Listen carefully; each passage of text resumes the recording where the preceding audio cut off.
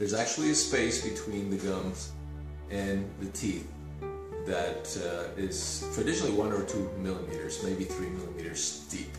However, once those the sulci start getting a little bit deeper, it's very, very difficult to get in there and remove bacteria. So it is a good practice when your pockets are 1 or 2 millimeters of depth to begin getting those bristles of the toothbrush in that space between the tooth and the gum. So I usually advise my patients to break this up into 2 different sessions. The first session is actually addressing your gums and the sulcus between the tooth and the gum. And you do that by either a very soft manual or even an electrical toothbrush with soft bristles. And the idea is basically to get those bristles to really penetrate the space between the tooth and the gum. I usually ask patients not to use toothpaste for this part of the procedure because when you use toothpaste you want to brush very quickly. And in order for this procedure to be effective, you mechanically have to get in there and really clean those spaces out. You need to spend a little bit of time.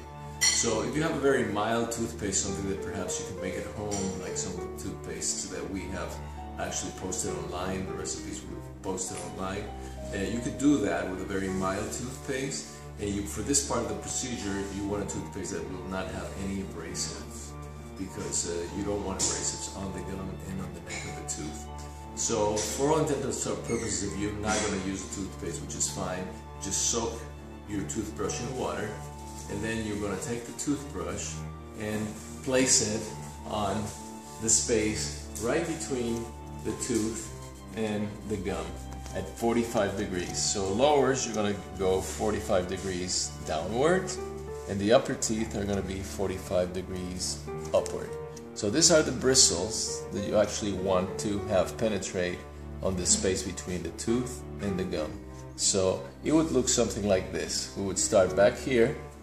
We would get the space, the bristles right in the space between the tooth and the gums, and then we would spend a good 20 seconds just dislodging physically that bacteria from that space.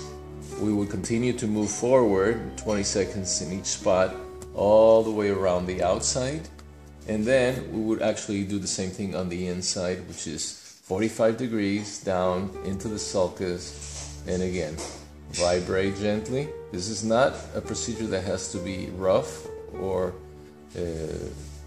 hard in any way or harsh. So we're going to do the inside, and when we're done, we'll go ahead and, can you close a little bit? And then we'll go a little more. There we go. And then we'll go with the uppers, obviously 45 degrees up into the sulcus. And again, we're going to go all the outside, all of the inside.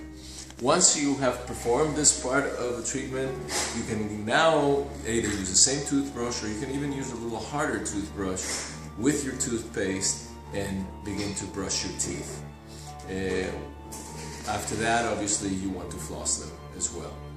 In addition to this, you can always use a water pick, just with plain water or with ozonated water, to be even more effective in reducing the pathogenic bacteria.